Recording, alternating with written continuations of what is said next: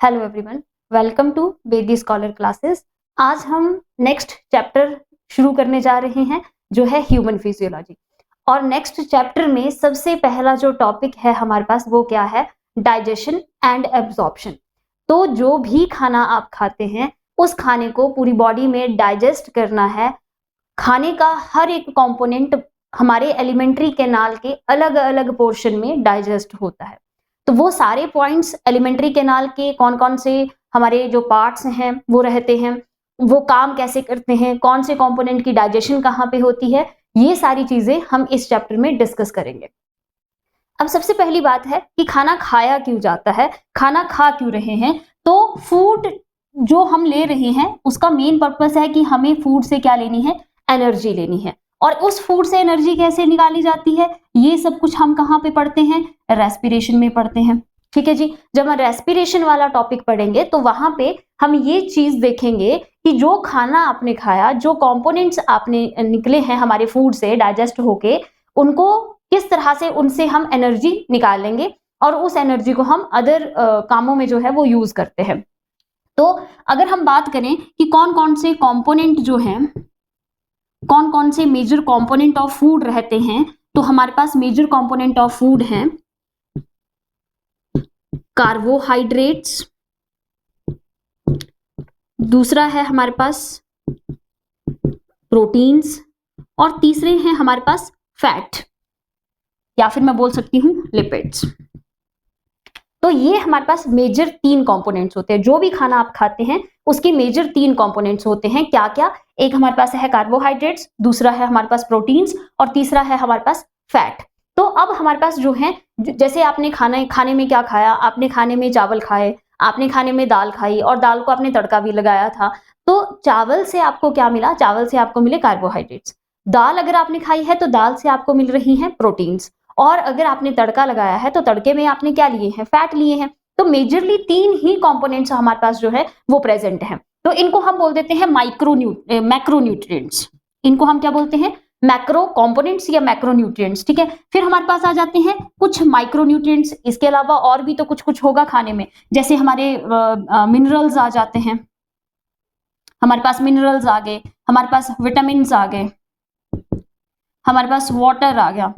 ये सब जो है वो माइक्रो न्यूट्रिएंट्स में आ जाते हैं, माइक्रो कंपोनेंट्स में आ जाते हैं। मतलब मेजरली बॉडी को काम है कि कार्बोहाइड्रेट को डाइजेस्ट करना है, अपने प्रोटीन्स को डाइजेस्ट करना है, और फैट या लिपिड्स को डाइजेस्ट करना है, क्योंकि ये सारे जो हैं वो होते हैं इन कॉम्प्लेक्स फॉर्म। और डाइजेशन का मतलब यहाँ पे क्या है? डाइजेशन का मतलब है कि इनको हमने सिंपलर फॉर्म में कन्वर्ट करना है। अगर आपने कार्बोहाइड्रेट खाए हैं तो आपने कॉम्प्लेक्स फॉर्म में लिए होंगे, तो डाइजेशन का मतलब है कि डाइजेस्ट करके इनको सिंपलर फॉर्म में कन्वर्ट करना है। तो अब डाइजेशन कहाँ होगा, कैसे होगा? ह्यूमंस के पास प्रॉपर डाइजेस्टिव सिस्टम है जिसको हम एलिमेंट्री कैनाल का नाम देते हैं, जो कि हमारी वक्कल कैविटी से शुरू होके एनस तक जाती है। तो इतनी लंबी हमें एलिमेंट्री कैनाल दी गई है। उस एलिमेंट्री कैनाल में कौन से पार्ट में किस चीज की डाइजेशन होती है, ये सारी चीजों को हम देखेंगे। ठीक है जी। चलिए, तो सबसे पहले देखते हैं एलिमेंट्री कैनाल को, या हम देखते हैं डाइजेस्टिव सिस्टम में कौन कौन से कंपोनेंट हैं। कुछ ग्लैंड्स भी दिए गए हैं हमारे पास, कुछ ग्लैंड्स हैं जिनकी सिक्रीशन की हेल्प से हम डाइजेशन कर पाते हैं अच्छे से। तो डाइजेस्टिव सिस्टम, डाइजेस्टिव सिस्टम किन किन चीजों से मिलकर बना है? 2 हमारे पास पार्ट्स रहेंगे। सबसे पहले है एलिमेंट्री कैनाल, और दूसरे आ जाएंगे आपके डाइजेस्टिव ग्लैंड्स। एलिमेंट्री कैनाल में सबसे पहले एलिमेंट्री कैनाल कहां से शुरू हो रहा है? एलिमेंट्री कैनाल शुरू हो रहा है बक्कल कैविटी से। तो सबसे पहला पॉइंट क्या आ जाएगा? Buccal cavity. बक्कल कैविटी के बाद हमारे पास क्या आएगा? फेरिंग्स। बक्कल कैविटी के बाद क्या आ जाएगा? फेरिंग्स। फेरिंग्स के बाद हमारी जो, जिसको हम फूड पाइप बोलते हैं, वो आ जाएगी। फूड पाइप को क्या बोलेंगे हम? ईसोफेगस। ईसोफेगस के बाद क्या आता है? स्टमक। स्टमक के बाद क्या आएगा? Small intestine. स्मॉल इंटेस्टाइन के बाद क्या है? लार्ज इंटेस्टाइन, और लार्ज इंटेस्टाइन के बाद एंड में क्या है हमारे पास, एनस। ये है हमारे एलिमेंट्री कैनाल के पार्ट्स। सबसे पहले बक्कल कैविटी में डाइजेशन शुरू हो जाता है। बड़ा नॉर्मल सा क्वेश्चन है, जनरल साइंस वाले पोर्शन में भी ये क्वेश्चन पूछ लेते हैं कि डाइजेशन ऑफ फूड जो है वो कहाँ से शुरू होता है, तो बक्कल कैविटी से शुरू हो जाता है। उसके बाद हमारे पास आता है फेरिंक्स, उसके बाद आती है oesophagus, then stomach, then small intestine, then large intestine and then anus आ जाता है हमारे पास। फिर डाइजेस्टिव ग्लैंड्स की बात करें तो कौन कौन से डाइजेस्टिव ग्लैंड्स हमें मिले हैं, तो सबसे पहले बक्कल कैविटी में जहां पे डाइजेशन शुरू होता है, तो हमारी बक्कल कैविटी के हमारे जो ये कान है और ये जो लोअर जॉ वगैरह रहते हैं, इसके आसपास कुछ ग्लैंड्स प्रेजेंट है जिनको हम क्या बोलते हैं, सिलाइवरी ग्लैंड्स। फिर आपके पास आ जाएगा पैनक्रियाज, देन आपके पास आ जाएगा लीवर। इन सब की सिक्रीशंस की वजह से, इन ग्लैंड्स की सिक्रीशंस की वजह से जो ये एंजाइम सिक्रीट करेंगे, हम अपने फूड को अच्छे से डाइजेस्ट कर पाते हैं। तो हम अब पहले एलिमेंट्री कैनाल के हर एक पार्ट को डिटेल में डिस्कस करेंगे कि बक्कल कैविटी है तो बक्कल कैविटी में क्या क्या पोर्शन है। जैसे बक्कल कैविटी में ही टंग है हमारी, बक्कल कैविटी में ही टीथ हैं हमारे, तो पहले ये सारी चीजों को डिस्कस करेंगे कि टंग क्या काम करती है, टीथ जो है उसके क्या क्या कंपोनेंट्स हैं, क्या फॉर्मूला है हमारे पास, ठीक है, और ये सारी चीजों को डिटेल में डिस्कस करेंगे। फिर हम फेरिंग्स पे जाएंगे, फिर हम ईसोफेगस की बात करेंगे, स्टमक की बात करेंगे। मतलब एलिमेंट्री कैनाल का एक एक पार्ट पहले डिस्कस किया जाएगा। फिर उसके बाद हम डाइजेशन की बात करेंगे कि कहाँ कौन सी डाइजेशन कैसे होती है। चलिए तो शुरू करते हैं बक्कल कैविटी से। जो बक्कल कैविटी है आपकी, उसमें क्या क्या पोर्शन है और क्या क्या चीजें हैं। अगर टंग की बात करी जाएगी तो वहां पे क्या प्रेजेंट है, क्या इंपॉर्टेंस है टंग की। चलिए सबसे पहले बात करते हैं बक्कल कैविटी की। बक्कल कैविटी में हमारे पास सबसे पहला पॉइंट कि it is bounded by lips. तो बक्कल कैविटी हमारी बाउंडेड है किससे, लिप्स के साथ, है ना। लिप्स हैं हमारे पास जिसने बक्कल कैविटी को पूरा मींस एक शेप दी हुई है, एक बंद पोर्शन दिया हुआ है हमें, ठीक है। और बक्कल कैविटी में क्या है, बक्कल कैविटी में है आपके टीथ, और बक्कल कैविटी में क्या है, बक्कल कैविटी में है आपकी टंग। तो ये सारे पोर्शन जो है वो बक्कल कैविटी में रहते हैं आपके पास। अब बक्कल कैविटी जो है इसमें टीथ और जो लिप्स हैं आपके, इनके बीच में एक गैप होता है, दैट गैप इज कॉल्ड वेस्टिब्यूलम। वेस्टिब्यूलम क्या है, it is a gap between teeth and lips. हमारे टीथ और लिप्स के बीच में जो गैप होता है, दैट गैप इज कॉल्ड वेस्टिब्यूलम। अगर बक्कल कैविटी को मैं देखूं तो बक्कल कैविटी का एक पोर्शन ऊपर और नीचे टंग वाला पोर्शन आ गया, तो जो ऊपर वाला पोर्शन है दैट इज कॉल्ड रूफ, और जो नीचे वाला पोर्शन है दैट इज कॉल्ड फ्लोर। तो रूफ एंड फ्लोर जो है हमारे पास, रूफ में क्या क्या चीजें हैं, रूफ का जो पोस्टीरियर पोर्शन है, अब पोस्टीरियर पोर्शन कौन सा होता है, जो पीछे वाला पोर्शन होगा हमारा, ठीक है। तो रूफ का जो पोस्टीरियर पोर्शन है वो बना होता है कुछ सॉफ्ट प्लेट्स से। आप टच करके, अपनी टंग के साथ टच करके महसूस कर सकते हैं इस चीज को। जो पीछे वाला पोर्शन है वो थोड़ा सा सॉफ्ट होगा। जो एंटीरियर पोर्शन है यहाँ सेंटर वाला ना, जिसको हमारी लैंग्वेज में तालू भी बोलते हैं, है ना। सब हिमाचल के हैं तो हिमाचल में ऑब्वियसली इस चीज को तालू बोला जाता है। तो तालू में anterior portion is called anterior portion, ठीक है। ये जो है वो हार्ड प्लेट्स से बना होता है, जिसको आप लोग तालू बोलते हो, वो क्या है, हार्ड प्लेट से बना होता है। फिर उस तालू से आगे अगर आप आ जाओगे यहां जैसे पे टीथ के बिल्कुल साथ, तो वहां पे क्या है, कुछ फोल्ड्स हैं, है ना। जैसे मेम्ब्रेन के फोल्ड बने हुए हैं। उन फोल्ड्स को क्या बोला जाता है, द फोल्ड, क्या बोलेंगे इनको, rugae. The folds are known as रगे।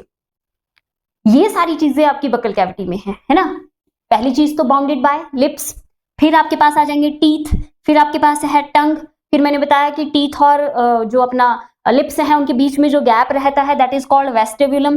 Then आपके पास मैंने बक्कल कैविटी की रूफ और फ्लोर की बात करी, तो जो रूफ है उसका जो पीछे वाला पोर्शन होगा वो सॉफ्ट प्लेट से मिलकर बना होता है, और जो आगे वाला पोर्शन है जिसको तालू बोला जाता है वो हार्ड प्लेट से मिलकर बना हुआ है। और तालू से थोड़ा सा आगे आ जाओगे, टच करके देखो तो वो कैसा है, उसमें कुछ फोल्ड है, और वो फोल्ड जो है वो आपके पास, उनको क्या बोला जाता है, रगे बोला जाता है। अच्छा, मुंह खोल के अगर देखेंगे तो एक हैंगिंग पोर्शन दिखाई देता है, उस हैंगिंग पोर्शन को क्या कहते हैं, हैंगिंग पोर्शन।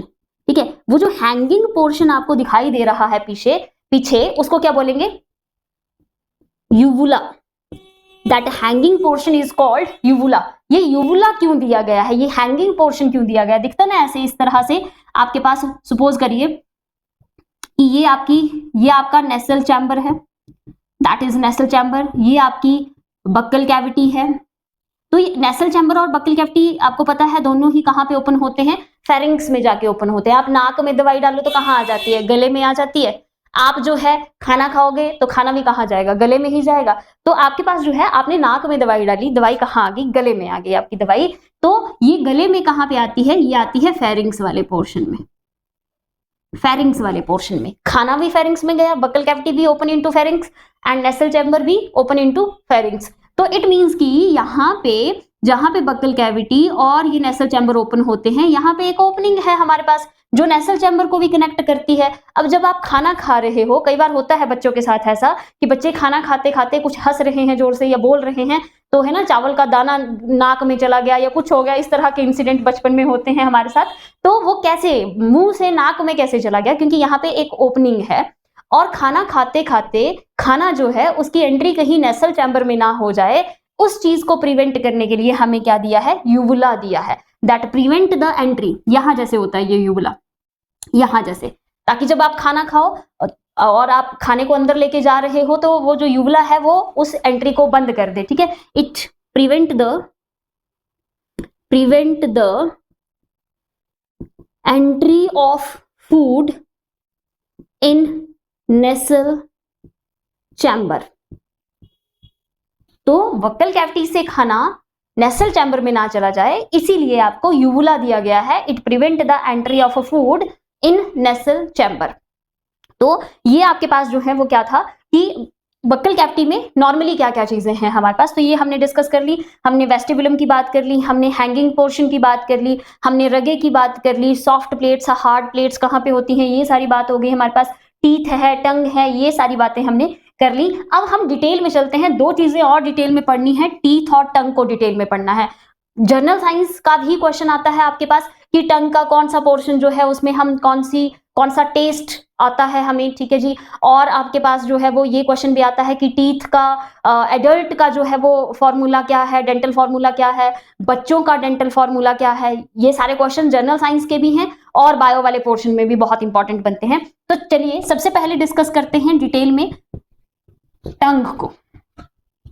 सबसे पहले डिस्कस करेंगे टंग को। टंग में कौन कौन सी चीजें हैं, कहाँ कौन सा टेस्ट आता है और टेस्ट कैसे आ रहा है हमें, हम टेस्ट कैसे कर पाते हैं सारी चीजों को। तो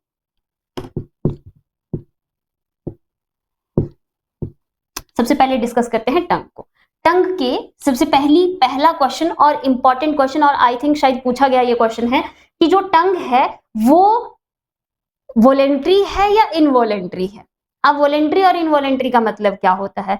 वॉलेंट्री वो ऑर्गन्स हैं बॉडी के जो हमारे कंट्रोल में है, वॉलेंट्री वो ऑर्गन्स हैं जो हमारे कंट्रोल में है, इनवॉलेंट्री वो ऑर्गन्स हैं जो हमारे कंट्रोल में नहीं है। तो टंग हमारे कंट्रोल में है, हम चाहे तो बोलेंगे, हम चाहे तो नहीं बोलेंगे, चाहे अगला बंदा हमें दिन भर बुलाता रहे, नहीं मन है तो नहीं बोलेंगे। अगर टंग हमारे कंट्रोल में है तो इट मींस टंग क्या हुई, वॉलेंट्री ऑर्गन हुई। तो सबसे इंपॉर्टेंट और सबसे ज्यादा पूछे जाने वाला क्वेश्चन है ये, पूछा गया क्वेश्चन है ये कि टंग जो है वो कैसा है, वॉलेंट्री ऑर्गन है। हम चाहेंगे तभी हम जीभ हिलाएंगे, नहीं तो हम नहीं हिलाएंगे। चाहे दूसरा बंदा हमारे साथ बात कर करके मर जाए, हमारा मन नहीं है तो हम नहीं करेंगे, तो हमारे कंट्रोल में है, ठीक है जी। वॉलेंट्री है ये, हमारे कंट्रोल में है ये। दूसरा ये मस्क्यूलर होती है, it is a muscular organ. अब इसके 3 काम हैं। क्या सिर्फ हम बोलने के लिए ही यूज करते हैं टंग को? नहीं, हम जो है वो टेस्ट करने के लिए यूज कर रहे हैं, हम स्पीच के लिए यूज कर रहे हैं, और हम जो है वो swallowing of food, swallowing of food के लिए भी इसको यूज कर रहे हैं। खाने को निगलना है आपको, आपने चबा लिया खाना बक्कल कैविटी में, अब आप उसको अंदर लेके जाना चाह रहे हो तो वो टंग की हेल्प से लेके जाओगे। अगर टंग नहीं है, जीभ नहीं है, तो नहीं कर पाओगे ये चीज। अब टेस्ट की बात मैं सबसे पहले करती हूँ। टेस्ट कैसे करते हैं, तो हमारी टंग के ऊपर कुछ टेस्ट पैपिले होते हैं और टेस्ट पैपिलों के ऊपर टेस्ट बड्स होते हैं। इन बड्स के कारण ही हम अलग अलग टेस्ट जो है वो ले पाते हैं कि ये खट्टा है, ये मीठा है, ये कड़वा है। इस तरह की चीजें हमें कौन बता रहा है, जो हमारी टंग पे प्रेजेंट टेस्ट बड हैं उनके कारण। अब यहां से क्वेश्चन बनता है कि क्या टेस्ट पैपिले टेस्ट बड्स के ऊपर है कि टेस्ट बड जो है वो टेस्ट पैपिलों के ऊपर है। तो पूरी टंग पे टेस्ट पैपिले होते हैं और टेस्ट पैपिलों के ऊपर जो है वो टेस्ट बड्स होते हैं। अभी हम डायग्राम की हेल्प से ये सारी चीजों को समझेंगे। दूसरा चीज सबसे इंपॉर्टेंट है ना, जो कि ये बिना हम रहते नहीं है, स्पीच। बोलने के बिना तो रहा नहीं जाता, तो स्पीच के लिए भी हमें जीभ की जरूरत पड़ती है, टंग की जरूरत पड़ती है। और ये मैंने आपको बता दिया कि स्वॉलोइंग ऑफ फूड जो है वो भी हम टंग की हेल्प से करते हैं।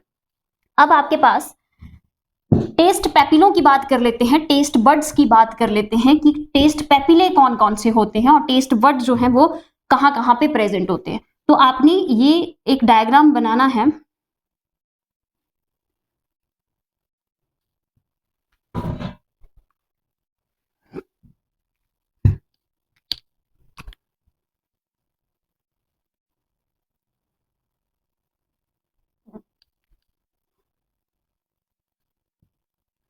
इस तरह से बनाइए इसको।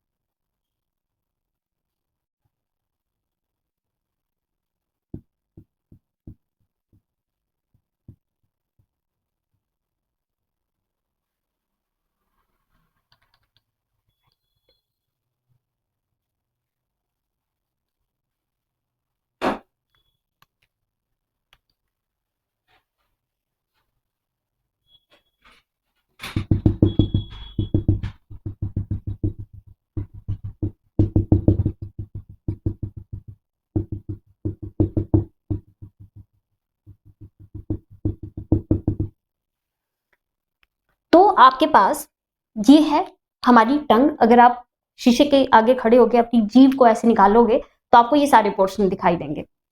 तो क्या क्या है हमारे पास, ठीक है। कुछ मैं सबसे पहले पैपिलों की बात करूंगी कि कौन कौन से पैपिले हमारे पास प्रेजेंट है। अगर आप पूरा जीभ को निकाल के देखोगे तो आपको एक पार्टीशन सी दिखाई देती है। सबसे पहले मैं पार्टीशन की बात करूंगी। ये वाली पार्टीशन है, इसको बोलते हैं सल्कस टर्मिनलिस। ये है सल्कस टर्मिनलिस। सल्कस टर्मिनलिस से वही चीज आगे कि शीशे के आगे खड़े होकर अगर जोर से जीभ निकालो तो आपको बड़े बड़े से पीछे जैसे बहुत बड़े से गोले गोले से दिखाई देंगे आपको। वो बड़े बड़े से गोले जो हैं ये पैपिले हैं हमारे पास। इनको क्या बोलते हैं, ये बड़े बड़े से हैं तो इनको बोलेंगे सर्कमवैलेट पैपिले। कौन से पैपिले हैं, सर्कमवैलेट पैपिले, ये चीज याद रखनी है। फिर यहाँ आगे साइड में जीभ के साइड में जो है वो आपको कुछ लंबे से पैपिले दिखाई देंगे। इनको बोलते हैं फंजीफॉर्म पैपिले। इनको क्या बोलेंगे, फंजीफॉर्म पैपिले। फिर पूरी जीभ पे जो है जो प्रेजेंट है इनको बोलते हैं, these are known as filiform papillae. 3 तरह के पैपिले प्रेजेंट है। सबसे पीछे जो बड़े से आपको दिखाई देंगे वो हैं सर्कमवैलेट पैपिले। जो साइड में थोड़े लंबे से दिखाई देते हैं वो हैं फंजीफॉर्म पैपिले। और जो पूरी जीभ पे प्रेजेंट है लेकिन बहुत छोटे से हैं, these are known as filiform papillae. 3 तरह के पैपिले जो हैं वो टंग पे प्रेजेंट होते हैं आपके पास। और ये पीछे जाके अगर हम देखेंगे तो हमको 2 यहाँ पे टॉन्सिल्स दिखाई देते हैं। इनको बोलते हैं lingual tonsil. These are known as lingual tonsil. Lingua tongue को लिंगुआ भी बोलते हैं।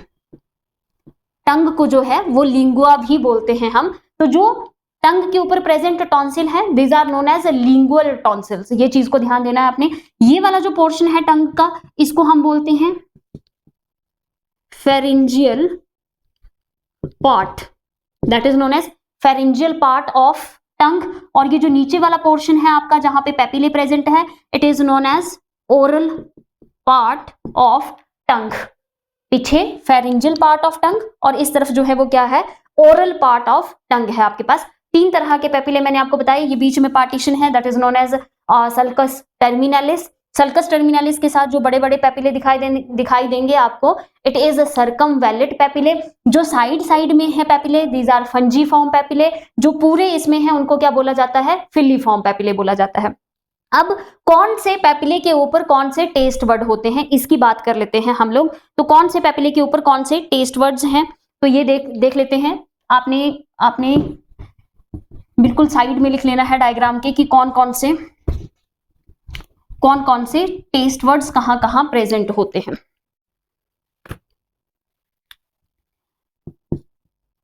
टेस्ट वर्ड्स, तो टेस्ट वर्ड सारे पेपिलेज के ऊपर प्रेजेंट नहीं होते। एक बार मैं फिर से डायग्राम बना के आपको बता देती हूँ छोटा सा।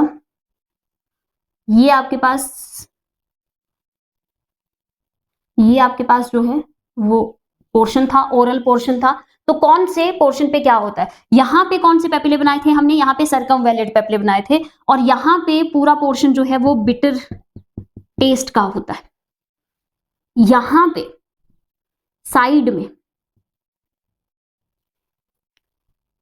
यहाँ पे सॉर टेस्ट रहेगा, फिर आपके पास सॉल्टी टेस्ट रहेगा, और बिल्कुल टिप पे जो है वो स्वीट टेस्ट रहता है। जो टेस्ट वर्ड्स हैं वो कहां पे हैं, सर्कमवैलिड पेपिले थे सबसे पीछे, तो सर्कमवैलिड पेपिले पे बिटर टेस्ट था। यहां साइड में कौन से थे, फंजीफॉर्म पेपिले थे, तो फंजीफॉर्म पेपिले के ऊपर सॉर और सॉल्टी आ गया। और जो बिल्कुल टिप है हमारी टंग की, वहां पे कौन सा टेस्ट रहता है, स्वीट टेस्ट रहता है। तो पूरी टंग पे कौन से थे, सेंटर में मेजरली कौन से थे, फिलीफॉर्म थे। तो फिलीफॉर्म के ऊपर तो मैंने कोई भी टेस्ट वर्ड आपको नहीं बताया। इट मीन्स की टेस्ट वर्ड प्रेजेंट ऑन दो ही पेपिले हैं जिनके ऊपर प्रेजेंट होते हैं। एक आ गया सर्कमवैलिड पेपिले, और दूसरे आ गए आपके फंजीफॉर्म पेपिले। इनके ऊपर जो है वो प्रेजेंट होते हैं टेस्ट वर्ड्स। और किसके ऊपर प्रेजेंट नहीं है, एब्सेंट ऑन किसके ऊपर, फिलीफॉर्म एपरेटस के ऊपर, फिलीफॉर्म पेपिले के ऊपर। फिलीफॉर्म पेपिले के ऊपर किसी भी तरह के टेस्ट वर्ड्स नहीं होते हैं। ये फिलीफॉर्म पेपिले जो हैं यही हमारी पूरी टंग को एक्चुअली पिंकिश सा कलर देते हैं। और टेस्ट वर्ड किसके ऊपर होते हैं, टेस्ट वर्ड सर्कमवैलिड और फंजीफॉर्म पेपिले के ऊपर होते हैं, फिलीफॉर्म के ऊपर नहीं होते। याद रखना है, क्वेश्चन बनता है आपका यहां से। आगे चलो बात करते हैं हम लोग कि ये जो टंग है इसको कौन कंट्रोल है ना, कैसे कंट्रोल होता है, ब्रेन के साथ कौन सी नर्व्स हैं जो इसको कंट्रोल करती हैं। तो ये चीज आपने लिखनी है, अगेन इंपॉर्टेंट है आपके पास। वैसे तो इसको हम नर्वस सिस्टम में भी कवर अप कर सकते हैं, लेकिन साथ साथ में भी करते जाएंगे। जो पार्ट करेंगे उसका सारा कुछ वहीं पे ही कर लेंगे जहां पे उसको हम पढ़ रहे हैं। तो सबसे पहले लिखना है कि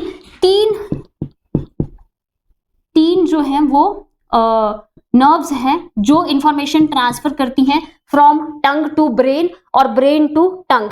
तो सबसे पहले ओरल पोर्शन की बात करते हैं। फ्रॉम ओरल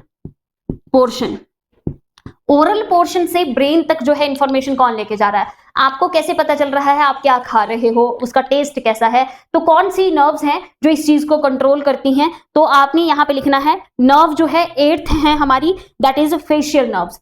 8th नंबर की नर्व्स जिनको हम बोलते हैं facial nerves.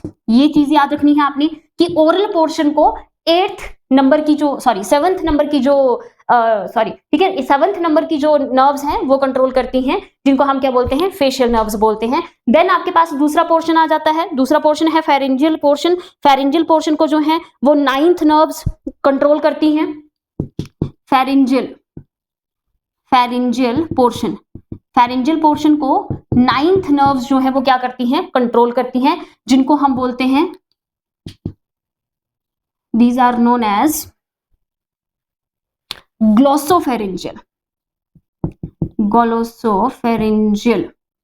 These are known as glossopharyngeal nerves. फिर आपके पास आ जाता है फेरिंग्स और एपिग्लॉटिस को। तो फेरिंग्स और एपिग्लॉटिस को कौन कंट्रोल करता है? ये आगे मींस टंग का पूरा कनेक्टिविटी है इसके साथ।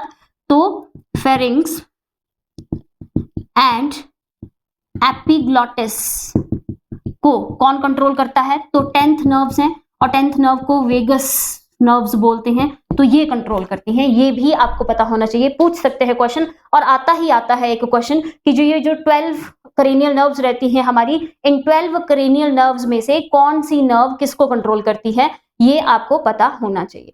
तो यहां तक आपने एनसीईआरटी को पढ़ना है। वैसे तो प्लस 1 के एनसीईआरटी में इतना डिटेल नहीं दिया गया है, फिर भी आपने एनसीईआरटी की लाइंस को पढ़ना है, नोट्स बनाने हैं, नोट्स पढ़ना है, और आपने एमसीक्यू लगाने हैं। मैंने पहले बोला था कोई भी एमसीक्यू की किताब उठा लीजिए, आपके क्वेश्चंस लगेंगे, पक्का लगेंगे, लेकिन तभी लगेंगे अगर आप नोट्स बनाएंगे तो मेरे चैनल के साथ बने रहिए, लाइक कीजिए, शेयर कीजिए, सब्सक्राइब कीजिए। नेक्स्ट लेक्चर में हम डिस्कस करेंगे टीथ।